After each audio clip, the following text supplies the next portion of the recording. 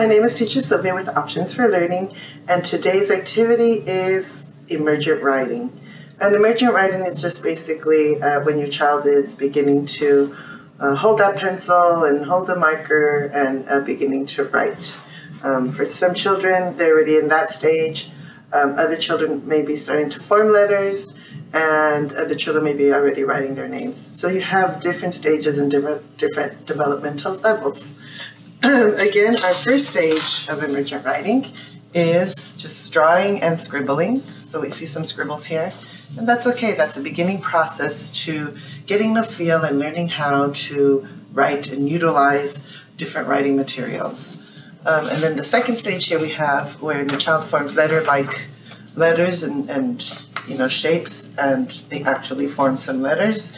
And then when the children are a little bit older, then they begin to phonetically spell words. So they know the letters, they know the sounds, so they're using the sounds of the letters, the phonics, to create words. And they may be misspelled because they're just going by the sound of the letters that they hear to make words. So to get your child excited about writing and to have them explore that, at home, if you can have a little work area for them, have some writing materials. At school, we have this little bin here, and in this bin, we keep some things here for a child to use in the classroom. We have things like a journal. So a journal has paper, and even though this paper has lines, it doesn't mean your child has to write within those lines. Just getting used to the idea of a space. Seeing that, being exposed to that is a really good idea. So they can have a journal, a little book. You can buy composition books. You could just staple some computer paper together. That would be fine. Also, we have some loose leaf paper that they can use for drawing and writing.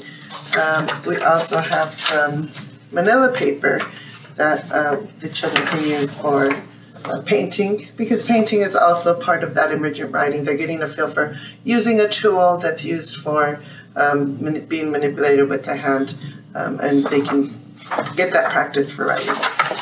Also in our little bin, we also have these little magic erase. You write, and then you can erase whatever it is that they wrote or scribbled on there.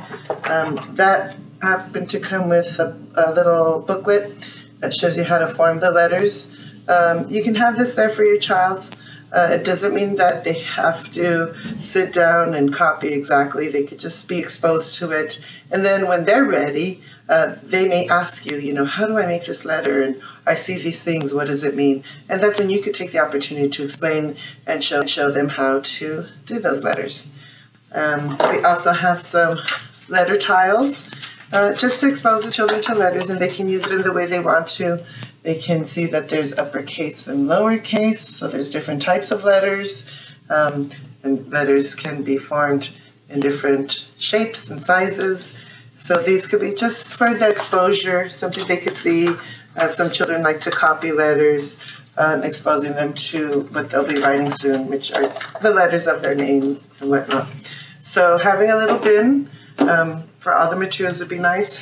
You can also just use like an empty bin, maybe a packaging box. If you received any packages, you can just group everything into a box and have it in a nice area or in a little desk.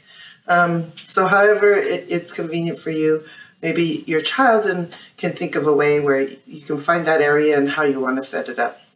Writing materials, we have crayons. And in preschool, we do use a jumbo size. We try to use the fatter materials because it's a little bit easier for a child to grasp. But if you don't have that, they can still grasp the other ones, it's okay. But if you can, we have these jumbo size markers. We have some jumbo size pencils. And a jumbo size, the fatter colored pencils.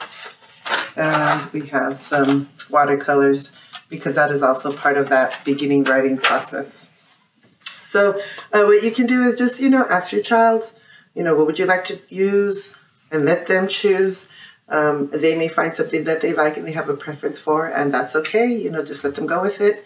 Then as they start to write and explore, that's when they may have questions for you and they want to know how to do things, and, just try to be, available for them and go with their lead, however it is that they're trying to explore and what their interests are.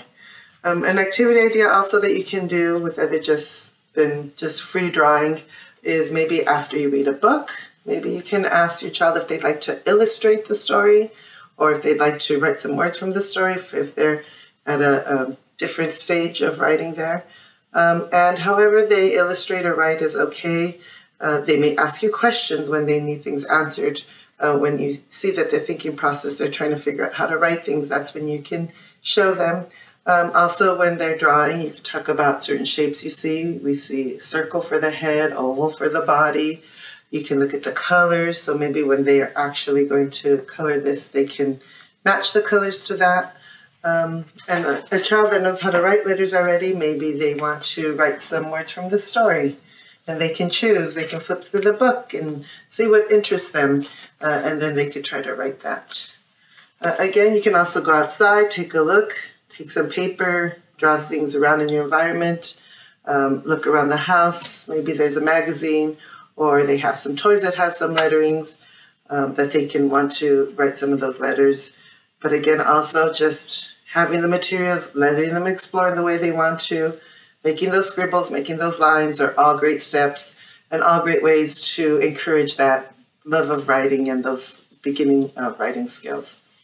Thank you, and I hope you enjoyed the activity. See you next time.